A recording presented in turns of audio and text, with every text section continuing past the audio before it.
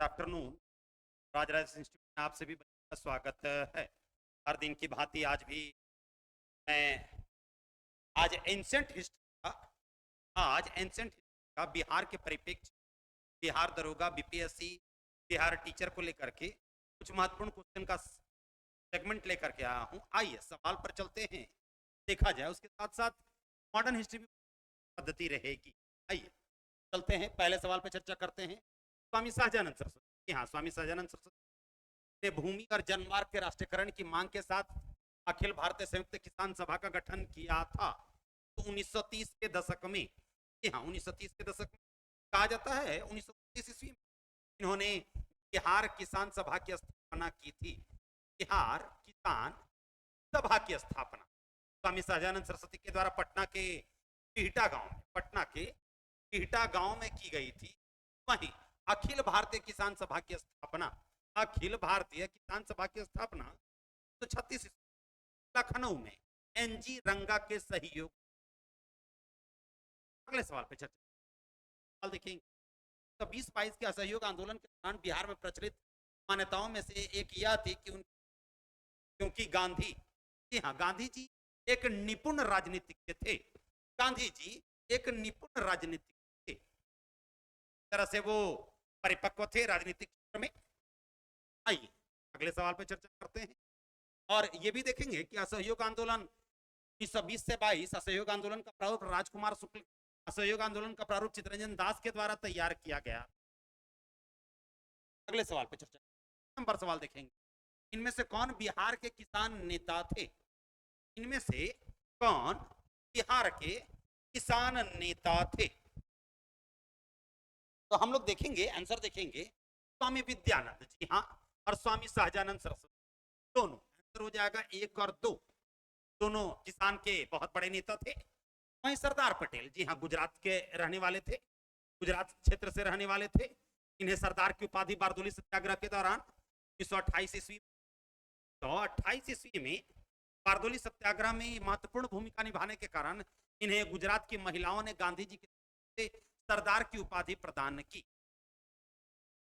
अगले सवाल पर चर्चा करते हैं। 4 नंबर सवाल देखेंगे। किस क्षेत्र में राहुल संकृत्यान 1920 के असहयोग आंदोलन में सक्रिय थे?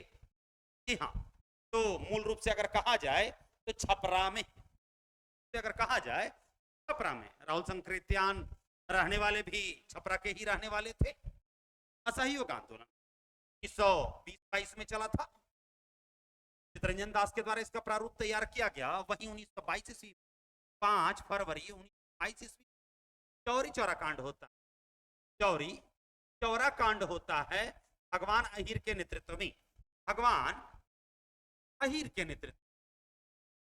और कहा जाता है के पश्चात क्षुब्ध होकर के गांधी जी ने असहयोग आंदोलन पूरी तरह से समाप्त कर दिया था। अगले सवाल पर चर्चा करते हैं। 5 नंबर सवाल, किसने दुखी आत्मा, दुखी हृदय और दुखी जैसे छद्म नामों के तहत लिखकर चंपारण के किसानों की दुर्दशा पर प्रकाश डाला था? तो चंपारण सत्याग्रह की शुरुआत 1917 ईस्वी में हुई। पश्चिम चंपारण के जोकितिया ग्राम से अप्रैल 1917 ईस्वी में राजकुमार शुक्ल यहाँ के क्षेत्रीय नेता थे और इस आंदोलन का प्रारूप जो है ब्रजकिशोर प्रसाद के द्वारा तैयार किया गया था।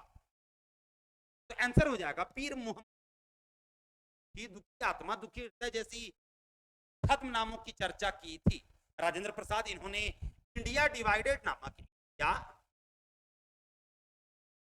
डिवाइडेड से विखंडित भारत कहकर पुकारा जाता है, या डिवाइडेड नामक पुस्तक की रचना की। आपके डी नंबर ऑप्शन में सत्येंद्र प्रसाद सिन्हा की चर्चा है, हसन सिन्हा की चर्चा है। बंगाल के पहले एडवोकेट जनरल सत्येंद्र प्रसाद सिन्हा को माना जाता है। इन्हें बंगाल का अधिवक्ता कहकर भी पुकारा जाता है। अगले सवाल पे चर्चा करेंगे हम।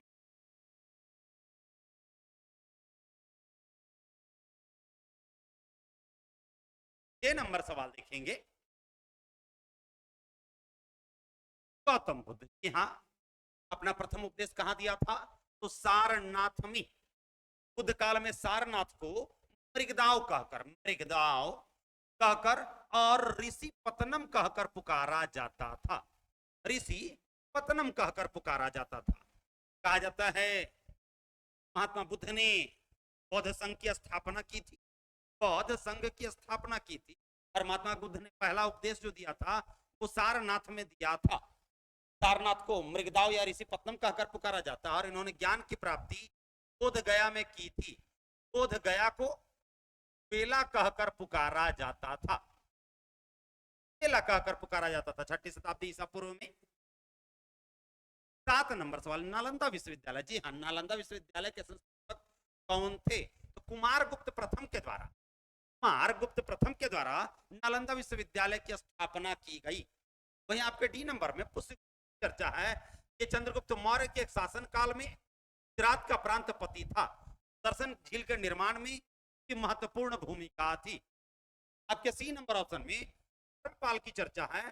पाल वंश का वास्तविक संस्थापक, पाल वंश का वास्तविक धर्मपाल को माना जाता है, जिसने त्रिपक्षीय संघर्ष में भाग लेकर के महत्वपूर्ण भूमिका निभाई। आपके नंबर ऑप्शन में चंद्रगुप्त विक्रमादित्य की चर्चा है के दरबार में नवरत्न रहते थे, नवरत्न रहते थे। इसी के दरबार में पाहियान आया था जिसने या नामक पुस्तक की रचना की। कालीन सामाजिक, आर्थिक, राजनीतिक और धार्मिक स्थिति की जानकारी पाहियान की पुस्तक आंकू या फूको में मिलती है। पाहियान प्रथम चीनी यात्री था। अगले सवाल पे चर्चा करते हैं। बिहार के कौन से स्थान में गांधी जी ने अपना प्रथम सत्याग्रह प्रारंभ किया? तो जी हाँ, चंपारण से 1917, पश्चिम चंपारण के जोकितिया ग्राम से, है ना, पश्चिम चंपारण के जोकितिया ग्राम से चंपारण सत्याग्रह की शुरुआत हुई। राजकुमार शुक्ल जो कि भैरवा के रहने वाले थे, वो चंपारण सत्याग्रह के क्षेत्रीय नेता थे। अगले सवाल पर चर्चा करते हैं। 9 नंबर सवाल, पटना में किस का जन्म हुआ था? तो जी हाँ, गुरु गोविंद सिंह का जन्म हुआ था 1666 ईस्वी में, और मृत्यु 1708 ईस्वी में कुल खान नामक पठान के द्वारा छुरा मार देने के कारण गुरु गोविंद सिंह की मृत्यु हो गई थी। गुरु गोविंद सिंह जिन्होंने चंदी दीवर नामक पुस्तक की रचना की, चंदी दीवर नामक पुस्तक की रचना की। इन्होंने 5 करकार दिया, केस, कंघा, कच्छा, कृपान और कड़ा। बाहुल प्रणाली की शुरुआत की। 1699 ईस्वी में खालसा पंथ की स्थापना, खालसा पंथ की स्थापना गोविंद सिंह के द्वारा की गई। कहा जाता है पुरुषों को सिख और महिलाओं को कौर लगाने की इजाजत गोविंद सिंह के द्वारा ही दी। गुरु तेग बहादुर सिखों के 9वें गुरु थे। गुरु गोविंद सिंह की माता का नाम श्री देवी था, और इनका जन्म वर्तमान पटना सिटी में हुआ था। उसे आनंदपुर साहब के नाम से जाना जाता है। तो हरगोविंद सिखों के 6ठे गुरु थे। सिखों को लड़ाकू जाति में बनाने का काम तो हरगोविंद के द्वारा किया गया। कहा जाता है 2 तलवार बांध करके कमर के बाएं और दाएं नगाड़ा बजाने की शुरुआत तो हरगोविंद के द्वारा ही की। और गुरु नानक जी 1489 ईस्वी सिकंदर लोदी के समय इन्होंने सिख धर्म की स्थापना की। 1469 में इनका जन्म हुआ था। पिता का नाम कालूराम, माता का नाम तृप्ता देवी और पत्नी का नाम सुलक्षणी। संगत और पंगत प्रथा की शुरुआत गुरु नानक देव के द्वारा ही की गई थी, जो सिख धर्म के संस्थापक थे। 10 नंबर सवाल, 1922 में गया के इंडियन नेशनल कांग्रेस के अधिवेशन अध्यक्ष कौन थे? तो चितरंजन दास। इनकी पुस्तक India for Indians, India for Indians Chittaranjan Das की पुस्तक है। कहा जाता है इसी अधिवेशन में सुभाष चंद्र बोस पहली बार कांग्रेस की सदस्यता ग्रहण करते हैं। डॉक्टर राजेंद्र प्रसाद संविधान सभा के अस्थायी अध्यक्ष और अस्थायी अध्यक्ष सच्चिदानंद सिन्हा थे। डॉक्टर राजेंद्र प्रसाद जिन्हें अंतरिम सरकार में खाद्य एवं कृषि विभाग का खाद्य एवं कृषि मंत्री बनाया गया था। डॉक्टर राजेंद्र प्रसाद जिन्होंने विखंडित भारत नामक पुस्तक की रचना की, से इंडिया डिवाइडेड के नाम से जाना जाता है। सुरेंद्रनाथ बनर्जी जिन्होंने 1876 ईस्वी में इंडियन एसोसिएशन और 1889 ईस्वी बंगाली नामक पत्रिका की स्थापना की। हकीम अजमल खां प्रसिद्ध कांग्रेसी नेता थे। अगले सवाल पर चर्चा करते हैं। 11 नंबर सवाल, जयप्रकाश नारायण किस नाम से पहचाने जाते?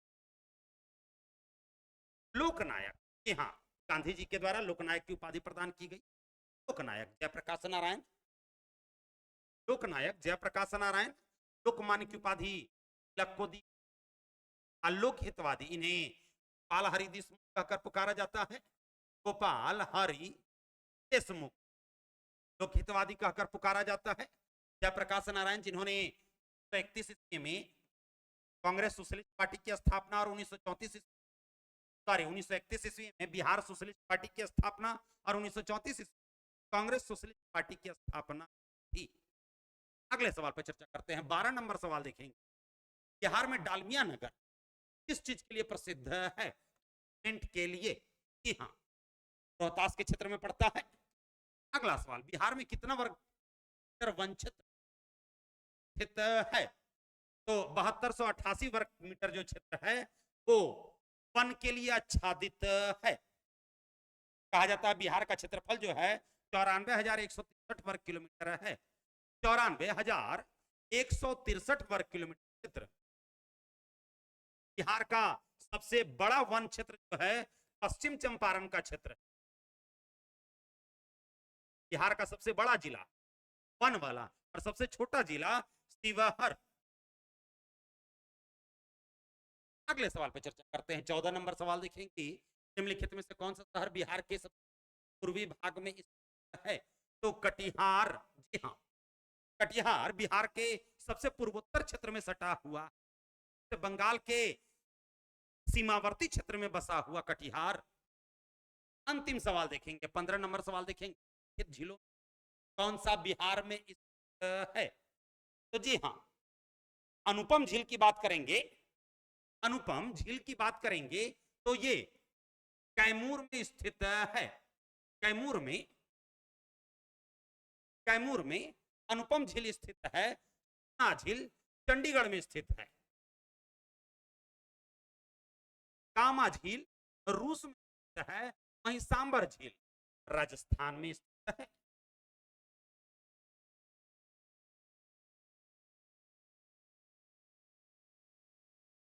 अगले सवाल पे चर्चा करेंगे हम लोग। देखते हैं। नहीं, अगला सवाल नहीं है। आज के लिए इतना ही। धन्यवाद। अगर राजराज इंस्टीट्यूट का डिस्कशन अच्छा लगे तो इसे लाइक करें, सब्सक्राइब करें और दोस्तों के बीच शेयर करें।